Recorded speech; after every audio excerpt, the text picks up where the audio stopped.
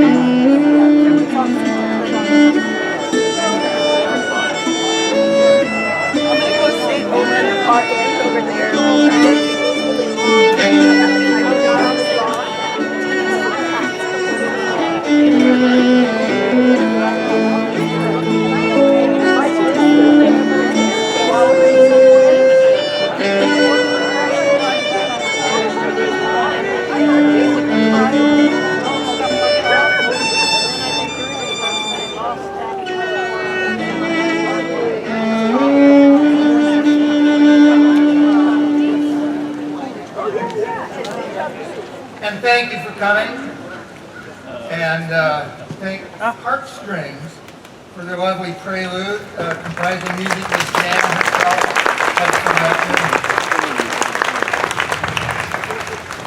And Heartstrings are a local group that Jan had come to admire. And she's so glad where she is. That's really good today. Thank you.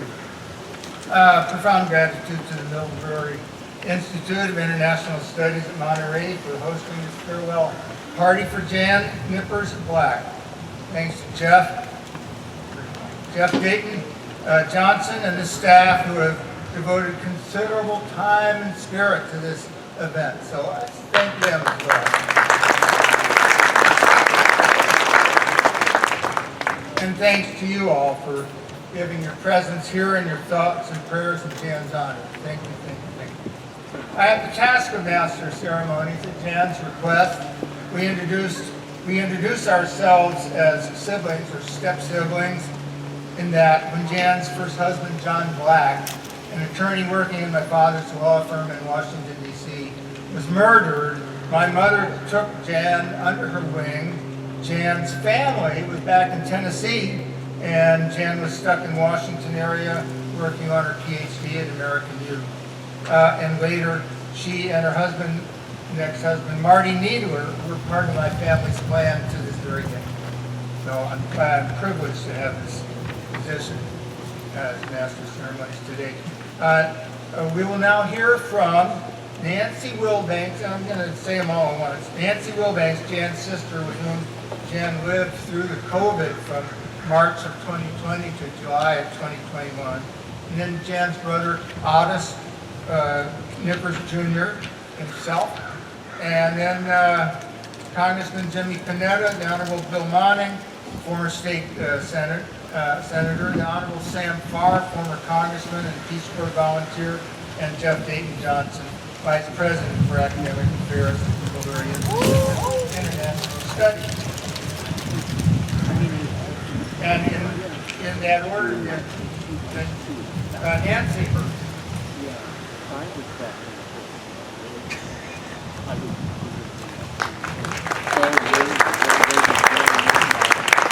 I'm not a speaker like Jan, so this will just take like a minute. I didn't get to know Jan much when I was young. She was 14 years older than me, so by the time I was old enough to do many things with her, she was in college and then she was gone overseas. And so some of my memories when I was young was Mother and Daddy would have the globe out and we'd look at where she was and point it out. We'd look at the foreign currency and the stamps and talk about it and read her letters. And so I didn't get to know Jan as well as I did this last 18 months. We actually got to bond and do a lot of things together. She liked taking road trips and saw Ghana. She was always ready to go. I wasn't. I'm the old one. And so, we'd go out and even get lost, and that made it better. It was an adventure. And she got to where she liked Southern food again. And I would make brownies and save what was in the bottom of the bowl for her to eat. She liked to chop it off the spoon. And so we had a good time. But I would try to help her. As you know, she was very independent.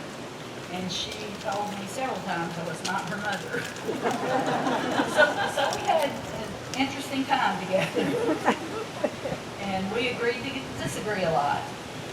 And so it was wonderful. And she got to know all my animals on the farm. Right now we're down to just dogs, cats, ducks, and geese. But we've had a lot of other things. And she enjoyed farm life and took lots of pictures of everything. And that was her artwork, was her pictures now. And so I just wanted to thank everybody for being such good friends to her. She loved all of you, and she was anxious to get back. She knew she didn't have much time left, and she wanted to see all of you and talk with you before the time was up. And so we hated to see her leave and wanted to encourage her to stay, but I knew she needed to come back. And so when I talked to her about coming back to see her, before she passed. She said, no, wait on my celebration. And so that's what it did. And I wanted to thank all of you again for being such good friends and family to her.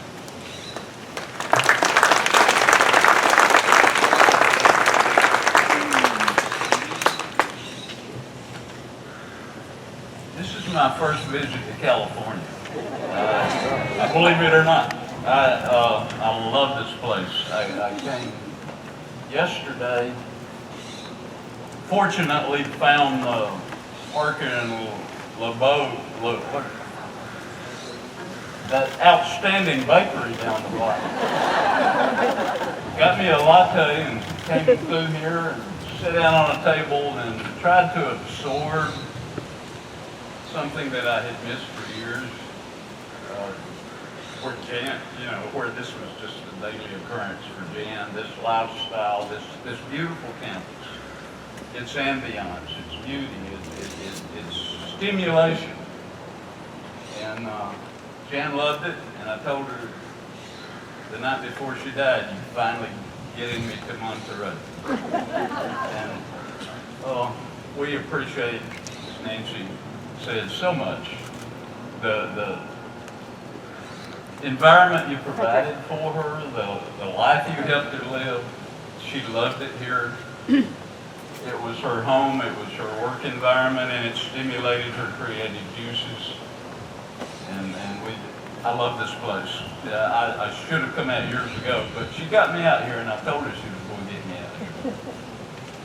out here. During their marriage, Jan and Marty traveled the world. They had many shared experiences. They were like-minded and lived many happy years together. One of Jan's friends said, I can stand on any street corner anywhere in the world long enough and Jan will walk by.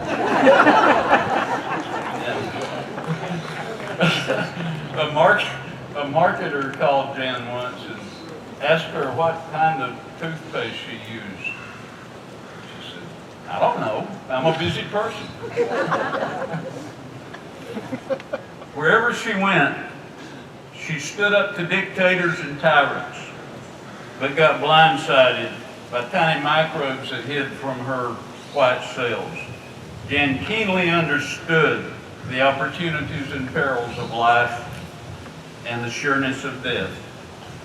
Living the former to the fullest that prepared Jan for the latter. Thank you very much for being here. You've been her extended family, and it was so meaningful to her. Thank you.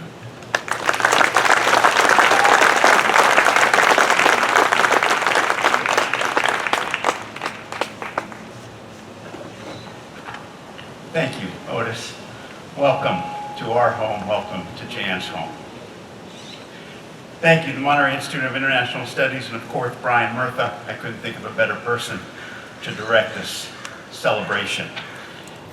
Ladies and gentlemen, as we come together to celebrate the life and to mourn the passing of Jan Knippers Black, I also admit to all of you that I didn't know Jan as well as or as long as many of you.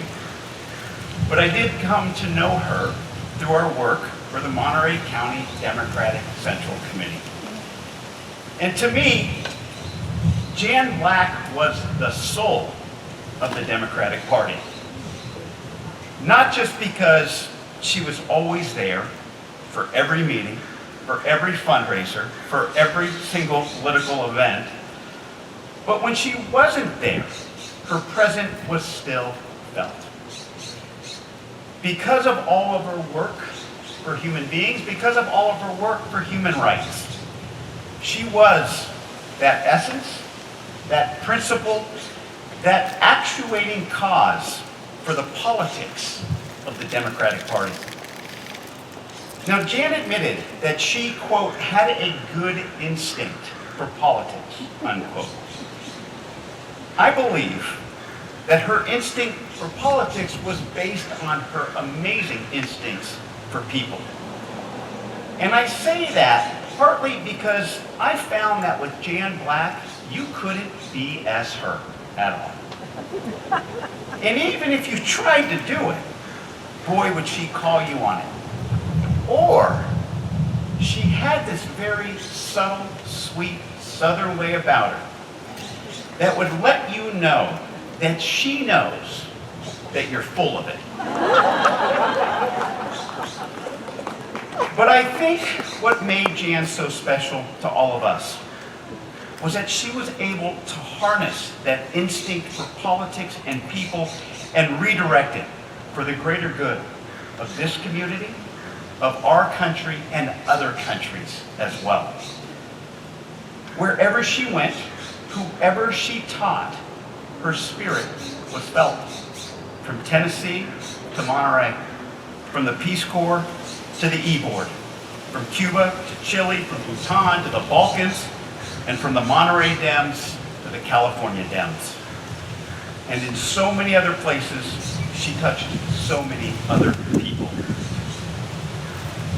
So today, ladies and gentlemen, as we mourn the loss of Jan, let us celebrate her life. But also, let us celebrate our lives, knowing that the spirit of Jan Black not only touched us, it lives in every single one of us. Thank you.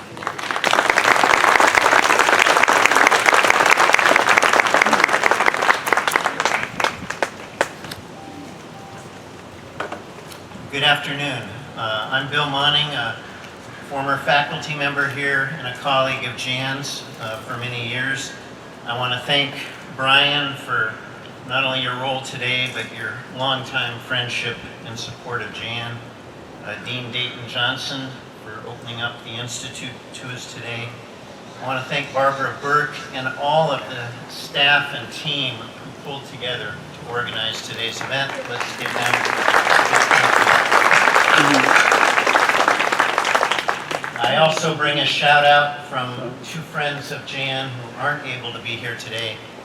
Mel Mason and Regina Mason, both former presidents of our local NAACP county branch. They send their greetings, their solidarity, and their love for Jan Black. Jan was a colleague, she was a friend, and a collaborator. We both joined the faculty here in 1991. We got to know each other, first through faculty meetings, then in hallway chats, then as local Democratic Party activists, and as international human rights advocates. Much will be shared and said today about Jan. I'd like to spend a few moments focusing on her work with our nonprofit Global Majority that led delegations to Chile for about 7 years, and Jan was often the faculty advisor on those trips, hosted by former Judge Juan Guzman, who passed away last year, who was the one who prosecuted Pinochet, and led Ms. students and others into southern Chile to work in current struggles of the Mapuche indigenous people in fights over land rights. And the stories shared about Jan on those delegations, their rigorous days, classroom time, time in the field, meeting with indigenous, meeting with victims of human rights violations. And by the end of the day, the students were gassed, and they'd eat dinner and they'd go to their rooms, and Jan would start calling people at 9 or 10 at night, saying, "Where are we meeting? Which peña? Which pub? Which bar? Well, we're tired, we've already got, come on, come on." It was Jan Black who had that tireless energy, and always energy for that next get-together, even at the end of a long day of work. And I also want to acknowledge the work of Global Majority leaders and compañeros Leila Bratovich, Cameron Hunter, and Nick Tome. Nick is here today, all graduates of the Monterey Institute and leaders of Global Majority and friends of Jan Black. Jan brought an enthusiasm, a si se puede attitude to everything she did. And she got the most out of each and every day. I remember when she shared with me her cancer diagnosis, and doctors gave her a very short time period to get her affairs in order. Was it be 3 months or 6 months, maybe a year? Well, 5 years later, she still defied all of them. And it was Jan's connection with many of you here that was indeed her lifeblood. She was sustained by friendships, by family, and by the people here and the people she loved. That was her lifeblood, and in her spirit and her legacy, we're going to carry that spirit para siempre, forever. And I just want to close with a saying from, well, no, I want to acknowledge as I close those people that were close to Jan at the time of her passing, who supported her in the final weeks and days. I want to especially acknowledge Brian Murtha, Elena Loomis, Holly Carlin, Marie Butcher, Jonathan Berkey, and Dr. John Hausdorff, among others, who stood by Jan throughout her battle with cancer. Please join me in thanking those friends. And I'd like to close with the words of Uruguayan author Eduardo Galeano. On the loss of a friend, he said, as I say about Jan today, Jan, a part of me died with you, a part of you lives with me. Thank you.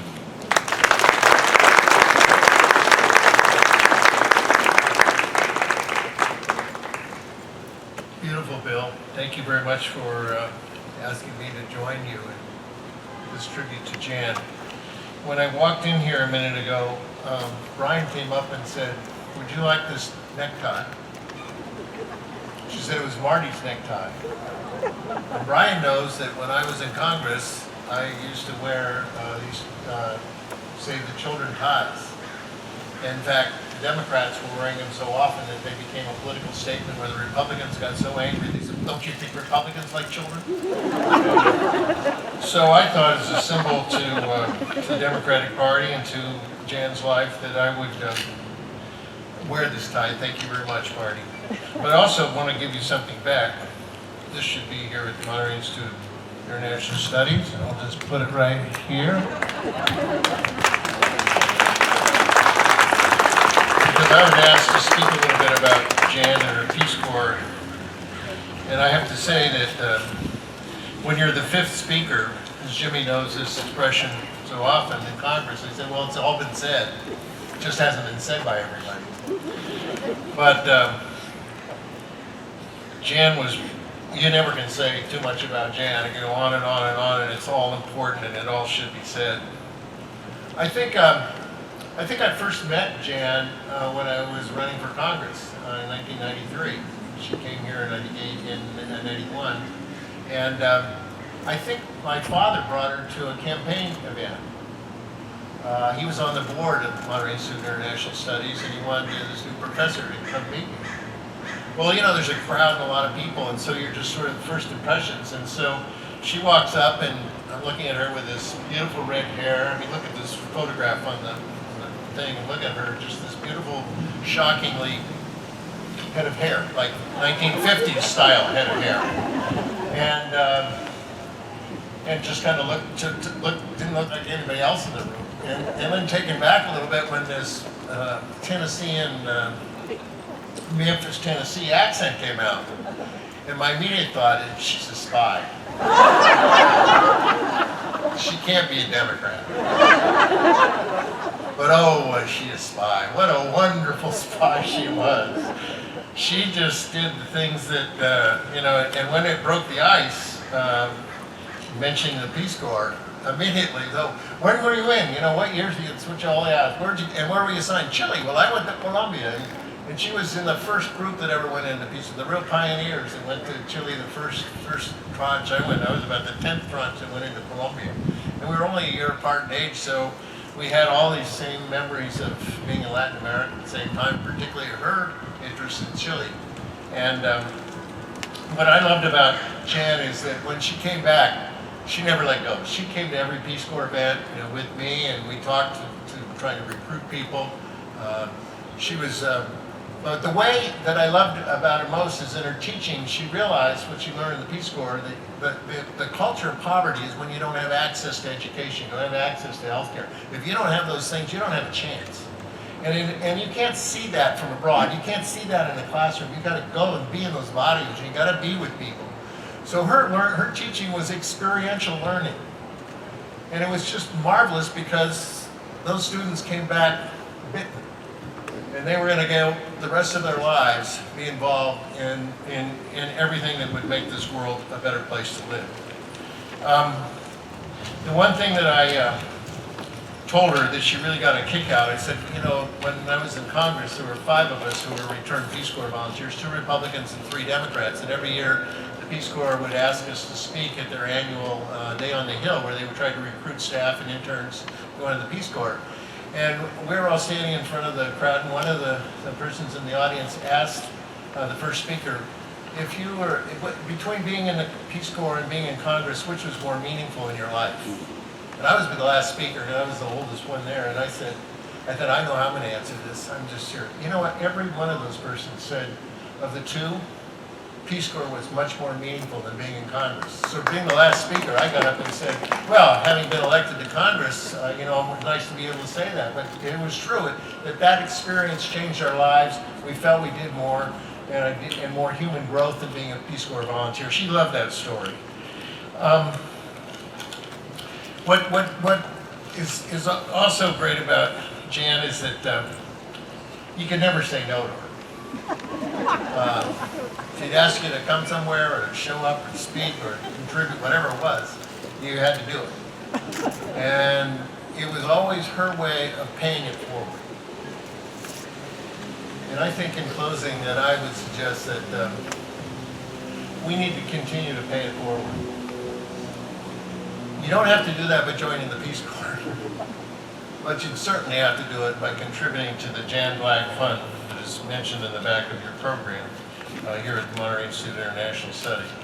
That way, it'll keep her memory and her work going and going forever. Join me in wishing Jan a Que viva Jan Black! Que viva Jan Black! Que viva!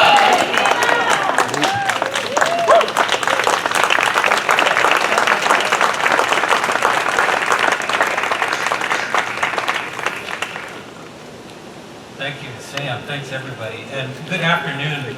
It's so good to see everyone.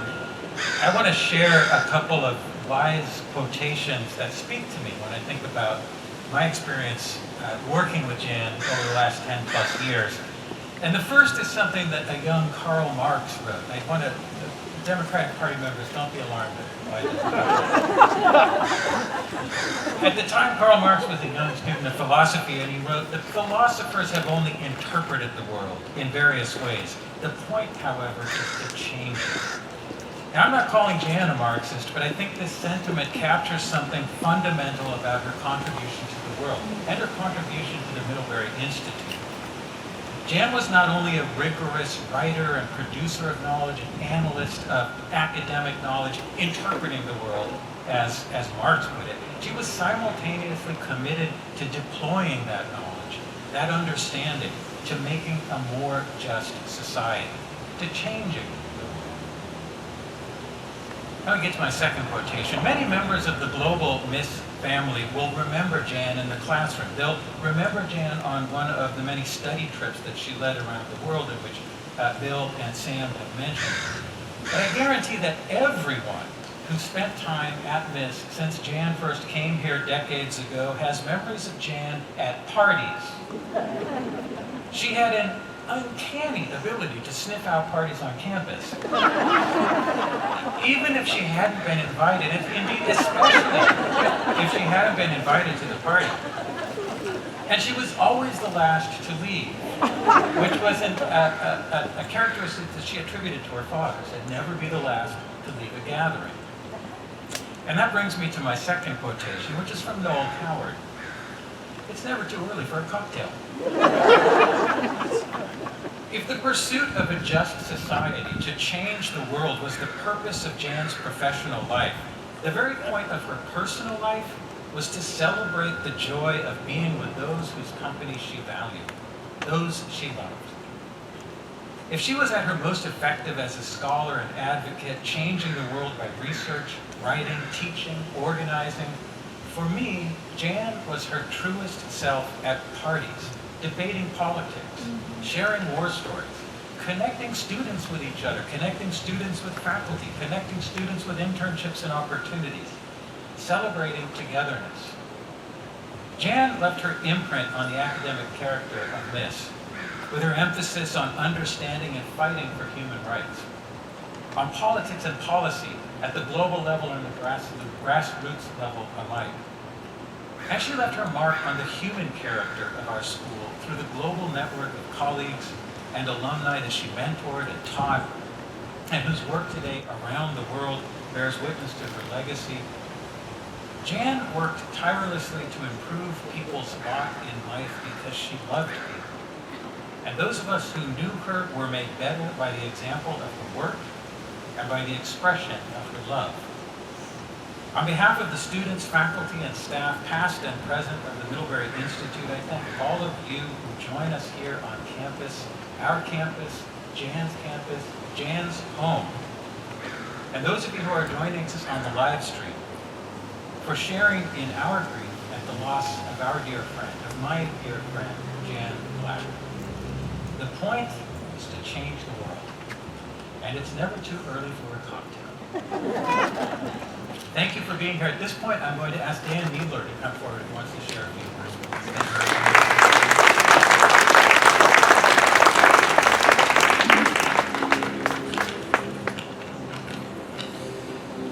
Thank you all for coming here today. It means a lot to see how many people have been impacted by my stepmother and how many lives she touched. I have so many positive memories of Jan that it is hard for me to know where to begin. Jan was born on March 10, 1940 in Lawrenceburg, Tennessee. Her dad, Otis Knippers, was a judge there, and her mom, Opal, worked at a local clothing shop owned by family. I'm convinced that Jan inherited many of her traits from the judge, including her musical talent and her strong interest in politics. My memories of Jan date back to 1976 when I was 6 years old. After getting married back to Tennessee, resided over her father, the judge, Dad and Jan began their life together in Albuquerque, New Mexico. Initially, Jan and I got off to a rocky start. I remember Dad and Jan taking me out to the Purple Hippo, which was an ice cream shop in Old Town Albuquerque. I got a double scoop of my longtime favorite, a mint chocolate chip. Jan asked if she could have a bite of my ice cream. She claimed that she heard yes instead of my emphatic no and sampled a bite for herself. Once we overcame our initial differences, Jan and I developed a very close bond. I remember going back to Tennessee every year for Christmas growing up. Her entire family was so welcoming to both me and my dad. Not only did I meet Jan's parents, but I also met her brother OJ and her sister Nancy. As Nancy's family grew, I also got to welcome Trey, Alicia, and Mallory into my life. Once OJ married Ellen, she and her son Joey were welcomed into the family as well. We shared many late-night Parcheesi games and too many desserts. Jan would play piano and sing gospel songs with the judge and anyone else that wanted to join in. I do want to recognize Nancy for taking such good care of Jan for most of the past year and a half. Jan went back to Tennessee in March of 2020 to celebrate her 80th birthday with family. Jan's plan was to spend a week or so there with Nancy, her husband Flip, the rest of the family, the ducks, the geese, the whole shebang. But then COVID hit and the global pandemic turned life upside down. Subsequently, Nancy devoted her time and energy to make sure that Jan was taken care of during her extended vacation. Jan couldn't have asked for a better caregiver.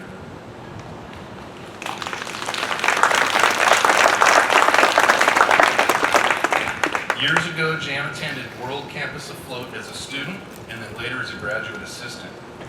That experience shaped her life and helped her develop a passion for travel while seeking out global inequities. In 1988, Jan was invited to teach on Semester at Sea, which was sponsored by the University of Pittsburgh. Jan's invitation to teach on this floating campus gave me an opportunity to travel with her and my dad. They were both professors on the ship, and I was a wide-eyed freshman. So I had the good fortune of traveling around the world while taking college courses. The same experiences that helped shape Jan's life instilled a lifelong travel in me.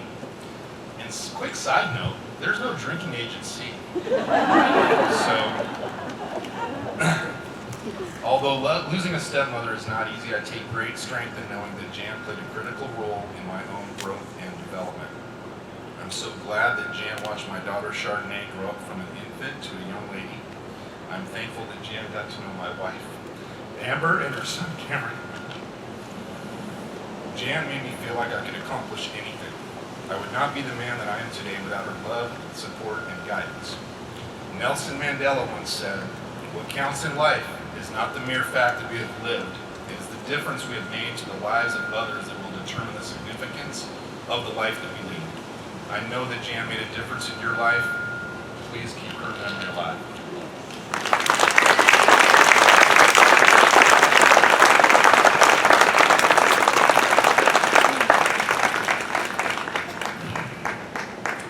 Christine Pelosi, daughter of Nancy, wanted to be here, was unable to be here. She sent some thoughts, which I'm just brief extracts from what she sent. She said, "For over 25 years, I served in California Democratic Party politics with our beloved friend, Jan Knippers Black. Jan was such a light and lovely spirit. I adored serving with her and will miss her bright eyes, keen mind, and open heart." And later she said, it struck me, "We witnessed with awe Jan's grace in using her own experience as a victim of violence to teach alternatives to vengeance. It takes a special person to experience excruciating trauma and turn that pain into peacemaking. That was Jan Black." Thank you, Christine, for your thoughts too. And the longer memorial is, Christine said she was going to try to get onto our memorial site or something. Does the school have one, or is it? Right, okay, thank you. The musical interlude is scheduled now. This would be, and we should have had Dan introduce it, Chardonnay's Needler, Dan's daughter, Jan's granddaughter, unable to attend today, but she sent a tape of singing one of Jan's favorite songs, "Aquellos ojos verdes," those green eyes.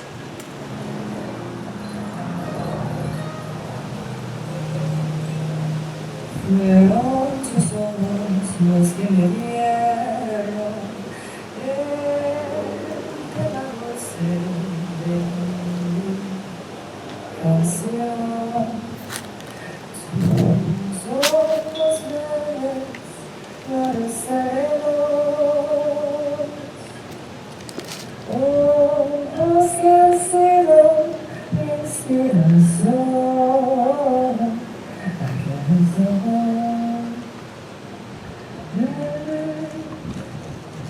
De mirar cenar, dejaron en mi alma eterna señal,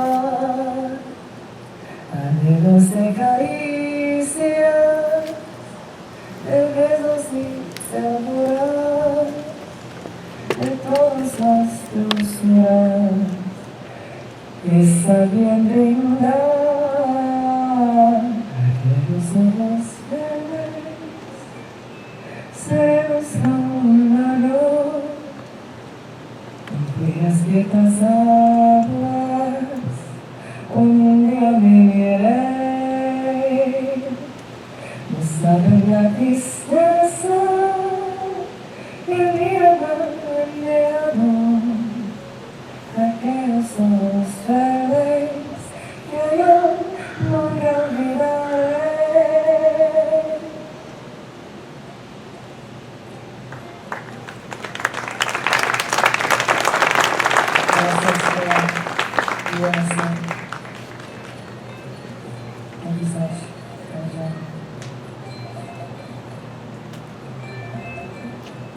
No saben la tristeza y mi abandonado, aquellos ojos verdes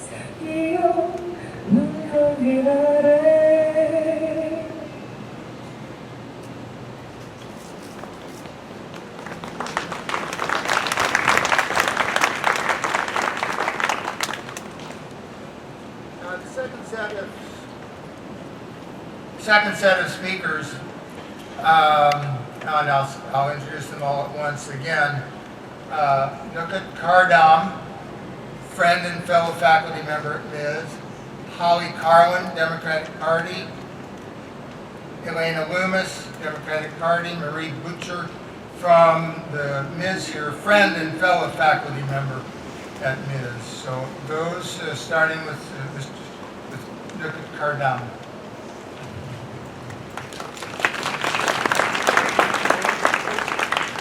You almost got my name right. It's always a problem because how do you know how to pronounce a name like mine? You can't.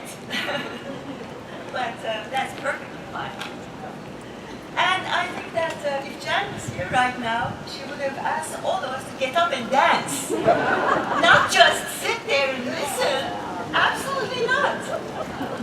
So, I wrote a letter to Jan. And it starts with, of course, how a letter starts. Dear Jan, I decided to write a letter to you. And I know that you can hear it, read it, or feel it. Because I know that death is not an end.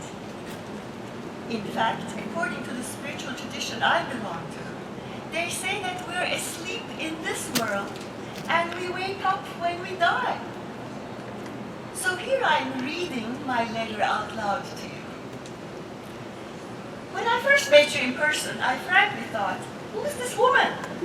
Long, blonde, puffed up, curly hair, very colorful clothes and jewelry, a permanent smile in your eyes and a smile, in your lips, rushing about constantly, just arrived from a trip, planning the next one, just came back from a conference, writing a paper for the next one, just finished a book, starting the next one. I wonder if you ever said no to any request that came your way. I don't think so. You found it hard to say no to anything, and you wanted to enjoy and drink life to the fullest. When did you ever find time to sleep? I don't know. I have no idea. I remember when you used to call me at home. I would pick up the phone, and you would say, "Hi, Niket. This is Jane." And I would be like, I don't know any Jane. Who might this be? It took me a while to hear your beautiful southern drawl and figure out who was calling. And then you would say, hey, I read about this great restaurant in Carmel. Shall we go to have dinner there? It has, music and everything. And of course, we would go and have a great evening. Two of us with our husbands, the four of us. And then there were times when we went dancing to live music downtown at this club in Cannery Row, and the group was called Sambada. And there we were dancing on the floor, and of course, who do we see? Many of our students. Many of our students are on the dance floor too, and they're waving at us, dancing with us. It was a hoot. It was just fantastic. Jan, you could be with anybody, anywhere, and you would fit in. And if there was a party anywhere, you were probably the last person to leave. Who said that? When I first met you in person, I thought that your appearance was kind of unreal. Under that unreal appearance was a very real woman. More real than most of us, because you didn't play roles. Yes, you were a professor, an author, an activist, a pianist, a journalist, a painter, a wife, a stepmother. But you didn't become attached to any one of these identities. You remained yourself. A big feat. True to yourself. Rumi, the Sufi poet, said, be as you appear as you are. You lived this dictum. Jan, you had strong beliefs. Most importantly, that this world was not a just world. Human rights was compromised, governments, international organizations were mostly for themselves, and you remained true to your beliefs till the end. And you didn't just talk the talk, you walked the walk.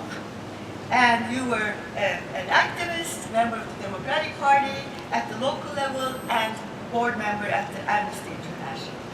We have so much to learn from your example. You're an inspiration for being the person you were, being real, sincere.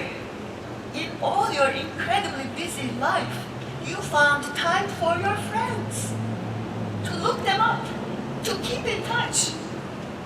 I'm so honored to have known you because you're a shining example to all of us how to be a human being, not a shadow, not a role, but in the real sense of the word. Thank you.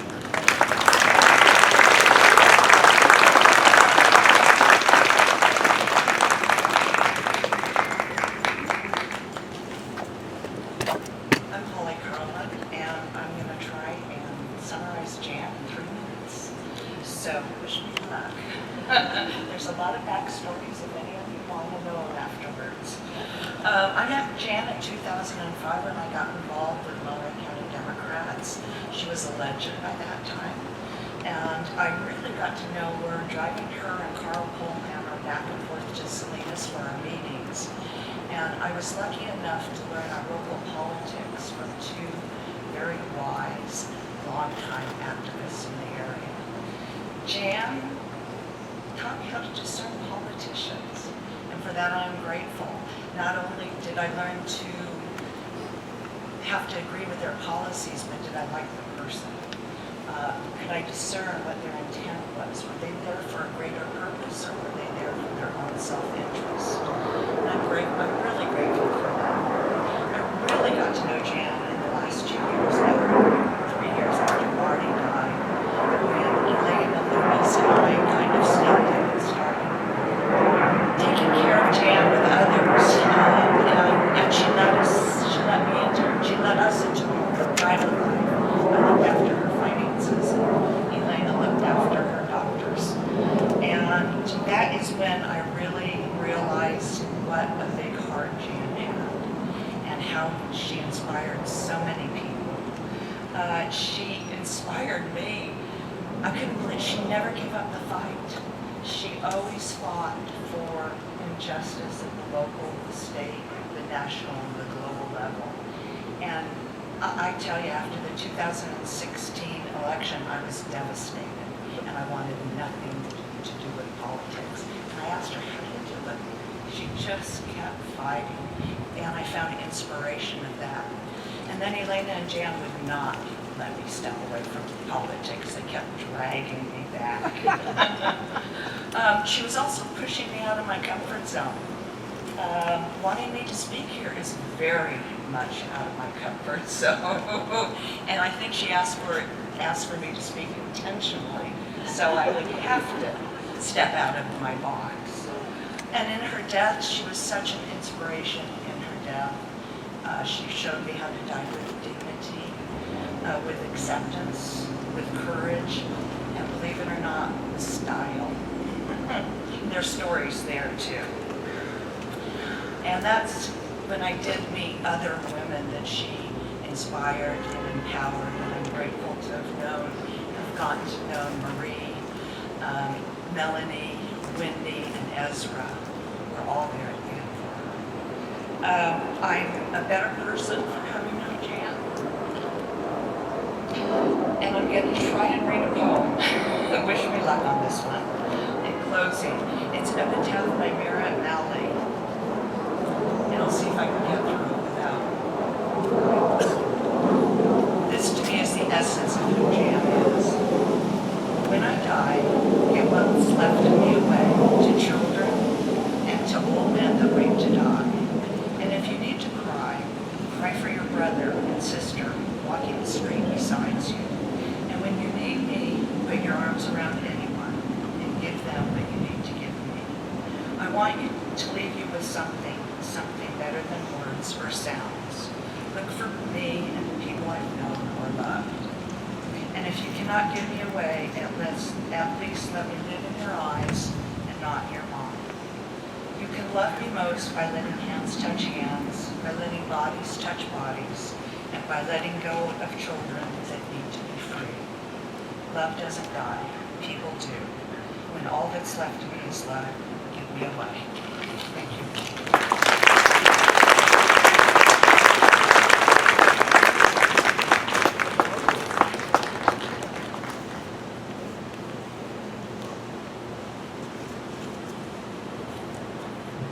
Hi, my name is Elena Loomis, and I'm a friend of Jan's from the Monterey County Democrats, as has been noted.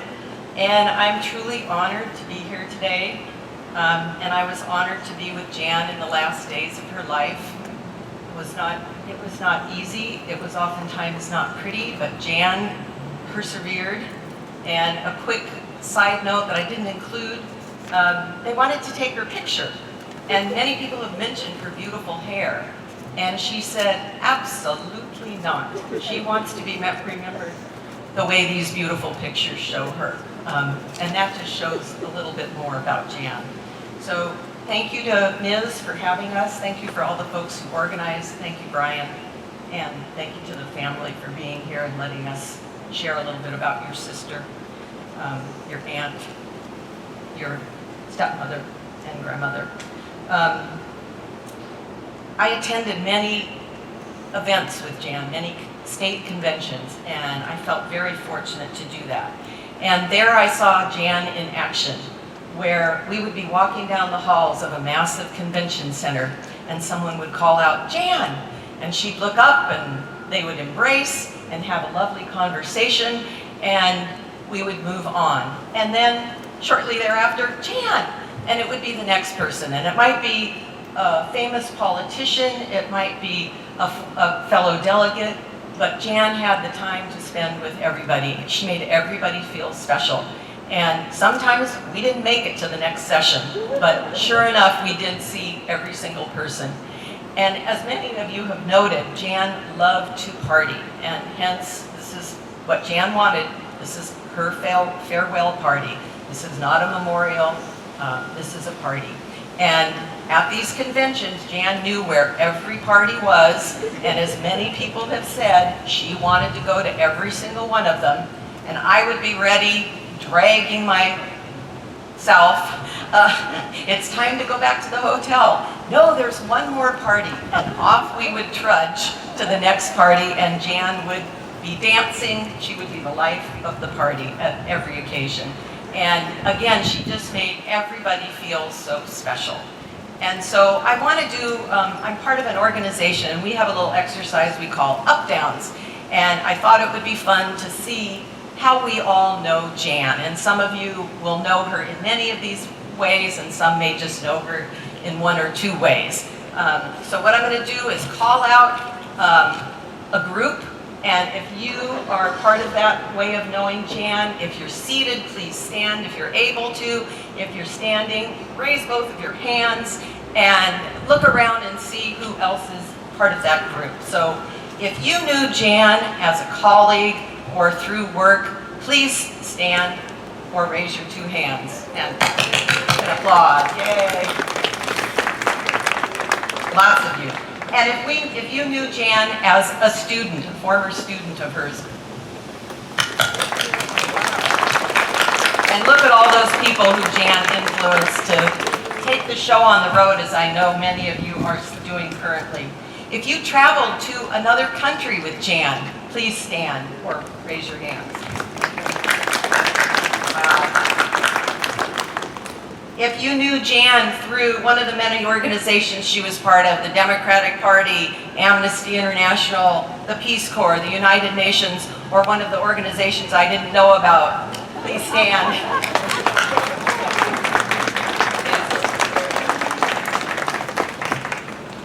If you knew Jan as a friend, please stand. Yeah.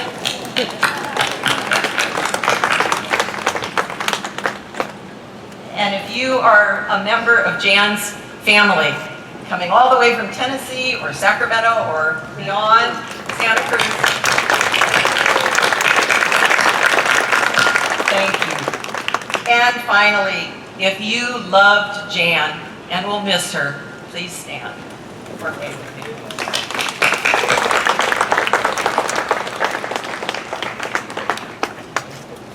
We love you. We miss you, Jan. We hold you in our heart.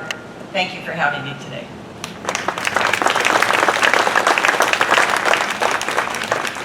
Certainly no way to top that. Thank you everyone for being here. I'm Marie Butcher, and I was privileged to be in the caring committee and among the angels who got to usher her to the other side, and it's just been such a blessing. And I think I know Jan would be itching for the party right about now, and like when are we gonna crack that champagne? It's coming very soon, be assured. Prosecco is on the way, and I think many of us can remember where we were right before the shutdown. Do you all remember? Many of us in this auditorium were raising our glass to Jan's 80th birthday. And we were all wondering, should we do the elbow fist bump? You know, how should we engage? And here we are still in that kind of awkward space trying to figure out how to engage, but we all are still holding that same love. And she said, about that celebration, she can't wait for all of us to be together. So I would like to just honor a few of the people who are on the live stream and who are here from around the globe honoring her. And I have a few words that were sent in, testimonials. Ambassador Elaine White, I count myself among Jan's many mentees. I promised to her to honor her legacy. She believed in me since day one and has been encouraging me for 30 years since. I was her student, and I cherished every moment we shared with her and Marty over the course of 30 years. From Dr. Wayne Gertmenian, an old-time friend from the 60s and 70s, Jan's former professor. He said, she was one of the most brilliant students I ever had. They worked together in semester at C, and he, on a phone call with me, recalled all these adventures, including some shenanigans around the Taj Mahal. I won't go into details, talk to me later.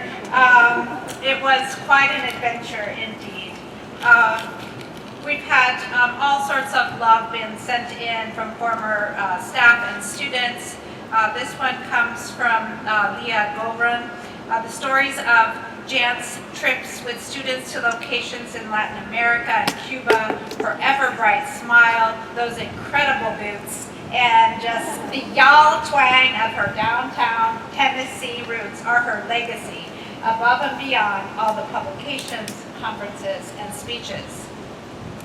From Jan's former student, Jennifer Green, always the life of a party and the voice of critical thinking, radically powerful ideas, and a heart beyond measure. Jan inspired us when we were students and beyond. Her smile will be missed, but her spirit lives on through all of us. She inspired in her decades of teaching and mentoring. And from Ashley Burke, another student, if you ask who was the baddest, cleverest, red beehive hair, green eyeshadow wearing, Peace Corps volunteering, social justice warrioring, most caring firecracker of a woman to ever walk this earth, only one name comes to mind, Jan Knippers Black. And so to close, I just want to read a little poem that I composed for her and read to her on the eve of her passing at our last happy hour. To the great mystery. We're all made of the same stuff, cosmic stardust, dancing and spiraling into our own unique double helix. Your light has shone so bright. You've lit up the night sky on every continent, shown us how to be better citizens, kinder humans, more just. You've traveled far and wide, venturing to every terra incognita, now with doulas and angels by your side. You're embarking on the wildest ride of all, to the great mystery. We'll see your light blazing bright, a meteor shower, which did happen, by the way, as you pass the sacred torch in the night, guiding the way for all seeking justice. We may name a galaxy for you. No getting lost in black holes. Just following Black's laws through this fractured universe. Black's laws will be published posthumously, of course. We surround you now with love and care, knowing you're on your way for a date with your beloved Marty, to laugh, dance, and sing again to your own eternal anthem. We love you, Jan, and bid you fondest farewell and adieu.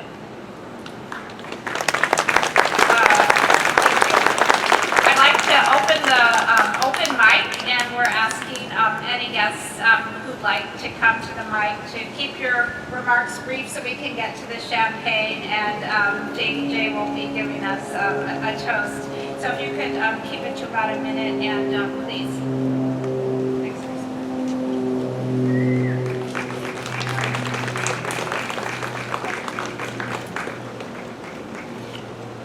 Hello.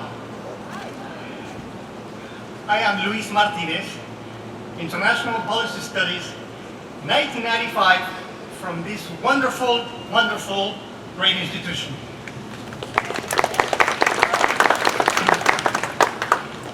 I met Jan Black when I first came here. And that first semester, I was trying to complete my schedule. And I had one class that I needed. And I'm like, what should I take? So some of my fellow students come up to me and say, Luis, you should take Dr. Jan Black's class. And I'm like, Doctor who?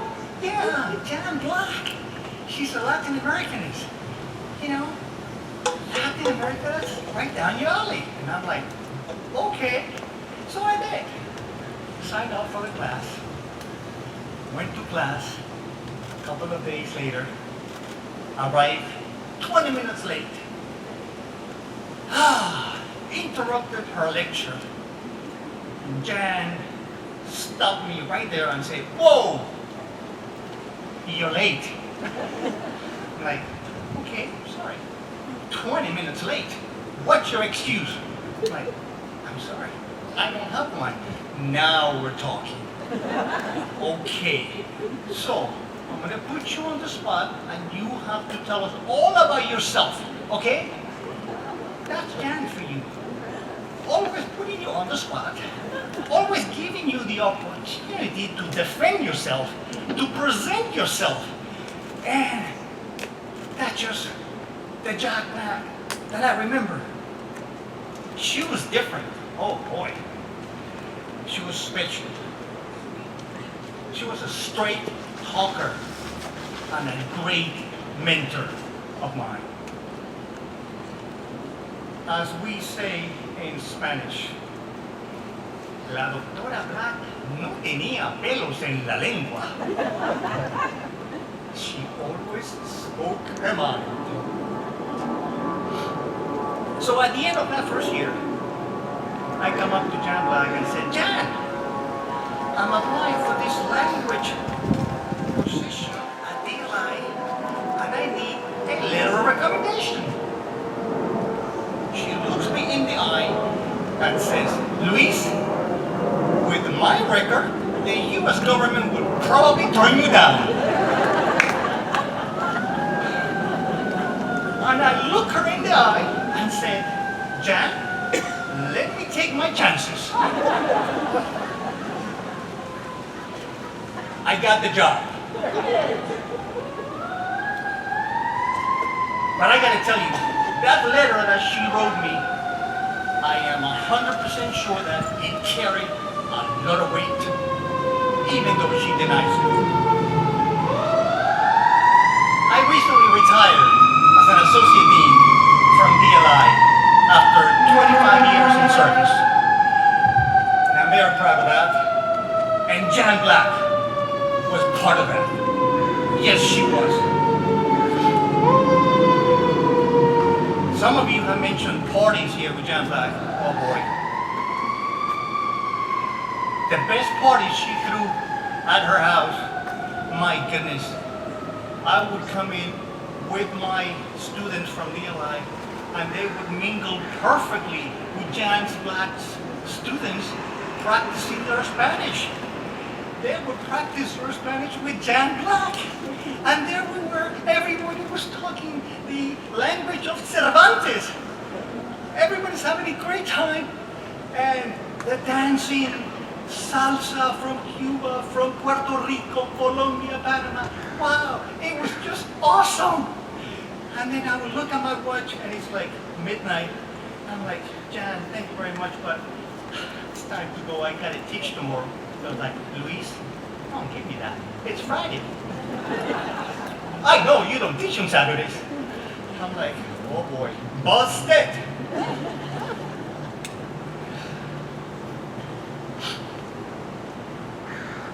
Jan, I know you're looking down. I know you're up there somewhere. We think about you, all you glows within our hearts. And there you will remain to walk and to guide us through our lives. Until we meet again. Thank you.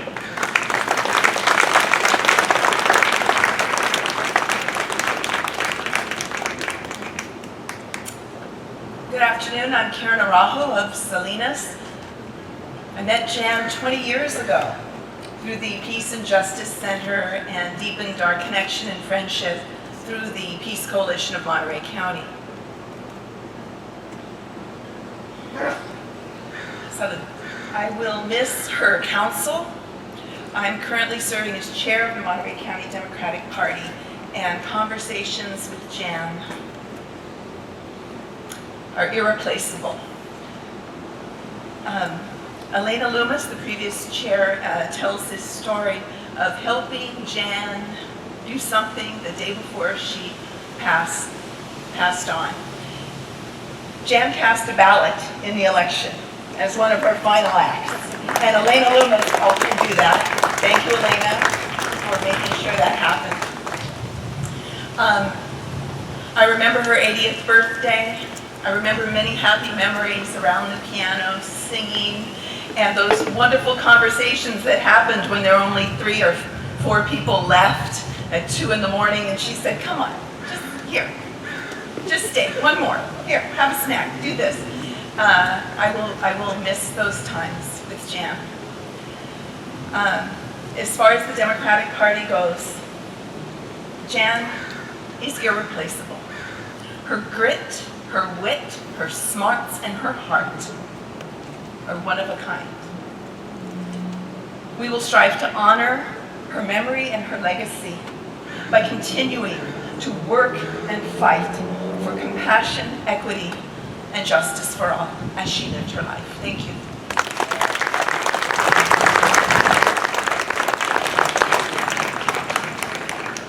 Good afternoon. My name is Jacqueline Simon.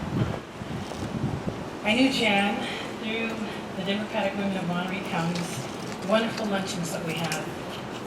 She would always come, we'd find our way to sit together at those wonderful luncheons and trade stories about injustice, about our criminal justice system that was broken, that was in desperate need of repair, and discuss how we would go about doing that. She gave me lots of ideas. I shared ideas with her as well. I'm elected 15 years. My father was 20 years through North Monterey County Fire Protection District. I currently am on the board, vice president. She would share with me the things that we need to always remember. And when I think of her today, I think about that. Jimmy and I were talking earlier today about it's a celebration, but we do miss her. She and I shared a interest of supporting veterans throughout the world, and specifically here in Monterey County. So I worked on some veterans programs with her. She later invited me to be a guest speaker in her class here at MES, well, Middlebury Institute now, or MES then, Middlebury now. And so it's still MES. And I miss Jan. And at the end of the day, I always loved those classes because she had a way of making sure everybody was included and respected, even though we had differences of opinion. I'm a professor. I have the gift of gab. You probably should start your clock on the 3 minutes, because I might take longer. You know how professors are, right? We just gift of gab, occupational hazard. But at the end of the day, in all seriousness, I loved how she was able to include everyone, always. And that's who I want to always continue to be, though I might have differences of opinion with you. Earlier today, I had a lunch Starbucks drink with someone that we've had differences of opinions for years. His father and my father ran against each other for supervisor of Monterey County in 64, and 68, and 72. So there was a long, involved discussion, and tearful, I might add, because we are the legacy of our fathers that had differences of opinion. So today, I come here with a heavy heart, because she's someone that I would always maybe call and talk to about something this deep. Systemic issues and injustice. So when I remember her, and I get tired of fighting that fight, the John Lewis fight, I'm going to add Jan Lewis to that. To get up, stand up, be proud, don't care what anybody thinks about an issue or a problem like Jan, and continue to get it done. So when I think of Jan, and not having her here to talk, counsel, I'm going to think about that strength that she leaves and probably embodies in each of us. I was so proud to stand up on most of those efforts that we were talking about earlier. So at the end of the day, thank you for letting me share in this wonderful going away celebration for someone that will always live with me in my heart. Thank you.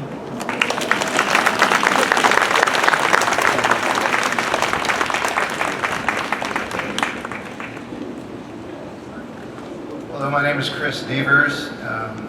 I was Master's in International Policy Studies 2003. Product of the Middlebury was the Monterey Institute of International Studies at that time. My beautiful wife, Joanna, who also went to Ms., and our daughter, Sophia, who's a direct product of the Middlebury Institute. We're still in the area, and man, life couldn't be better. I just look out at all the wonderful people here, and you've heard many of them speak today that influenced my life.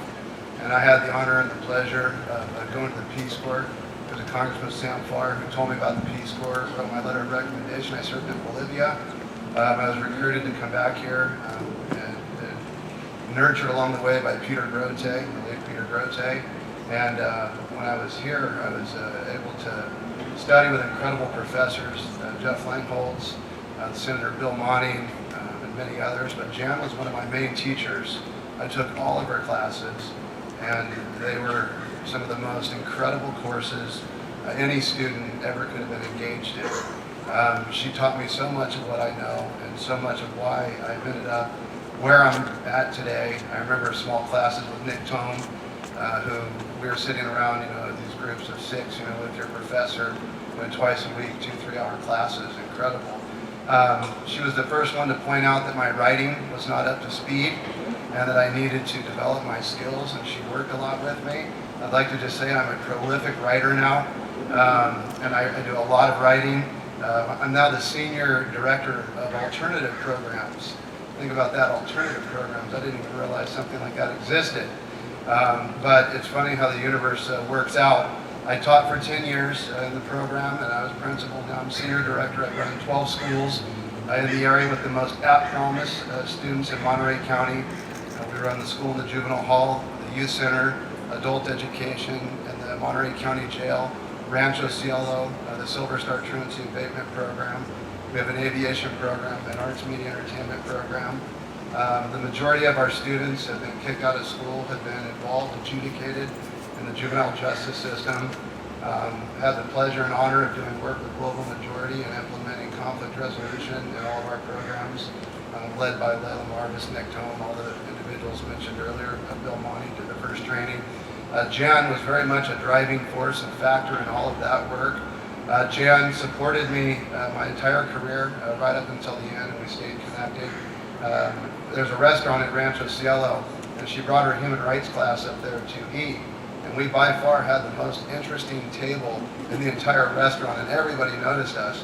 First starting with her, and how everybody described her with her hair, and how she walked in and led people from, we must have had 8 or 9 people there, and every person was from a different country and dressed accordingly and presented themselves accordingly.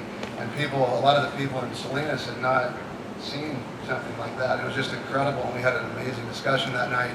And I think about the parties.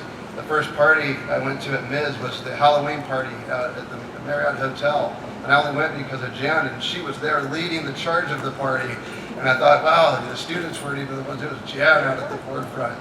And I think of parties, she threw here locally with my late friend Mark Hansen. Congressman Farr delivered a eulogy for. He died way too soon. But Mark knew Jan very well. Jan was Sam's foreign relations advisor. And Mike Danielson, who was Mark's best friend, was very close with Jan. We played soccer here together at the Middlebury Institute. And I would just like to say that, she is a lot of why, nobody is entirely why who we are. We can take that responsibility ourselves. But Jan had a huge impact in my entire life. Everything about all the work we do for social justice, the environment, my family, and everything else. And I just want to say thank you to her. Thank you for all of the great ones that came before us and that have helped guide us to be where we are. And I look at this black shirt I'm wearing, I'm thinking, oh my gosh, why did I wear this today to Jan's celebration? I should have a rainbow colored shirt on because I'm really feeling fired up, to see everybody. Anyways, thank you for the time, and Jan, we'll see you later.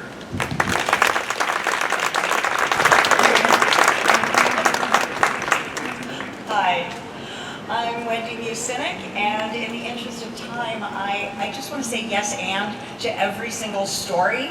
So what can I add that hasn't been said? I was one of Jan's students in 2000-2002. She was extraordinarily proud of the fact that her book, The U.S. Penetration of Brazil, caused me to get detained by the TSA in the airport and almost miss a plane, asking me about that happy hour. She and Marty introduced my son to musical theater and jazz and Zydeco, and I am so forever grateful to her for that. And the one story that I will tell is I was on one of the Cuba trips with her. We were sitting on the bus, and I was telling her I didn't know what I wanted to do after the Institute. I wanted to go to get a PhD, and I was too scared. I wanted to, I was married, and I wanted to be a mom, and I was too scared to try. And she just looked at me, because I didn't know how I would put all these things together, And she just said, of course you can. Of course you can. And that was just, that is what I take away from her. She did not have an easy life, but she lived every single moment with that well, why not? Give it a try. Of course you can. And I am so grateful to her for that. Thank you.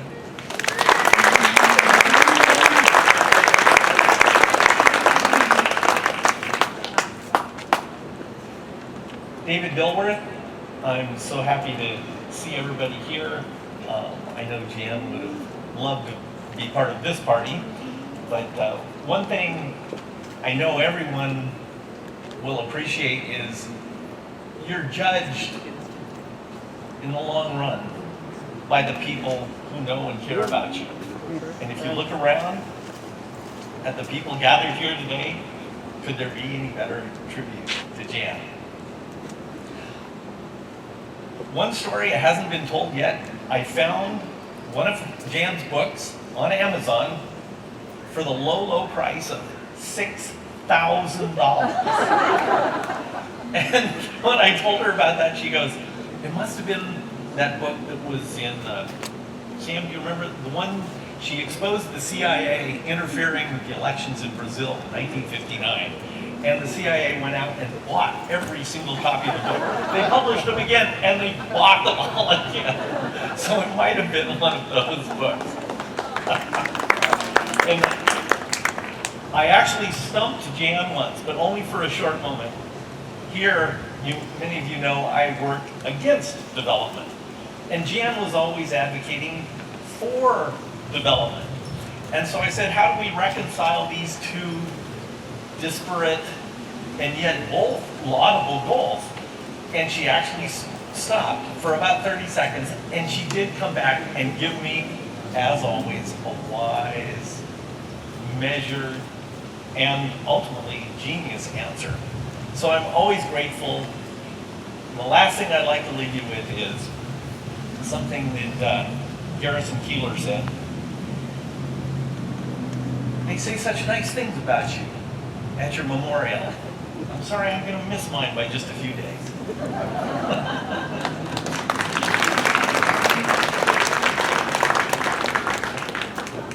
Can we have a song first?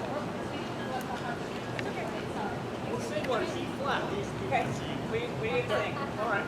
Down by the riverside. Perfect. I was going to leave that. Sax? Yay. All right. Okay. Flat.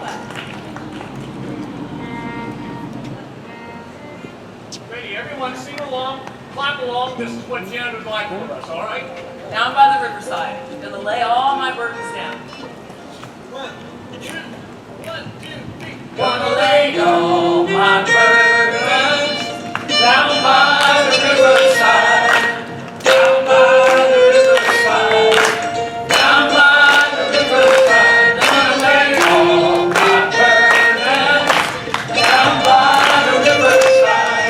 Down by the riverside. I ain't gonna study war no more. Ain't gonna study war no more. Ain't gonna study war no more.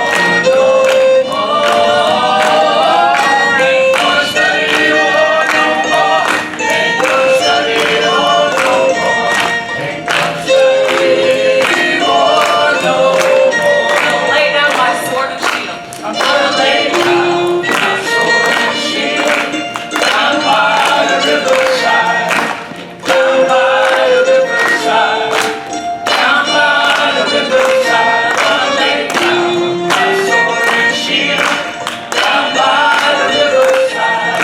Study war no more. Put on my long black robe. Ain't gonna study war no more. Ain't gonna study war no more. Ain't gonna study war no more. Ain't gonna study war no more. Ain't gonna study war no more. Ain't gonna study war no more. Gonna put on my long black robe. I'm gonna put on my long black robe. Down by the riverside. Down by the riverside. Down by the riverside. Gonna put on my long black robe. Down by the riverside. Study war no more. I ain't gonna study war no more. Ain't gonna study war no more. Ain't gonna study war no more. Ain't gonna study war no more. Ain't gonna study war no more. Ain't gonna study war no more. I ain't gonna study war no more. Ain't gonna study war no more. Ain't gonna study war no more. Ain't gonna study war no more. Ain't gonna study war no more. I ain't gonna study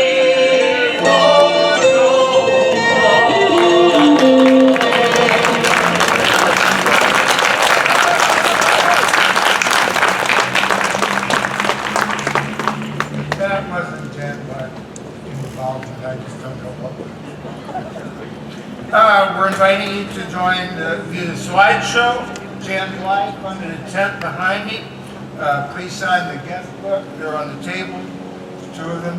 Attendees are invited to the reception. Where's the reception physically? That away.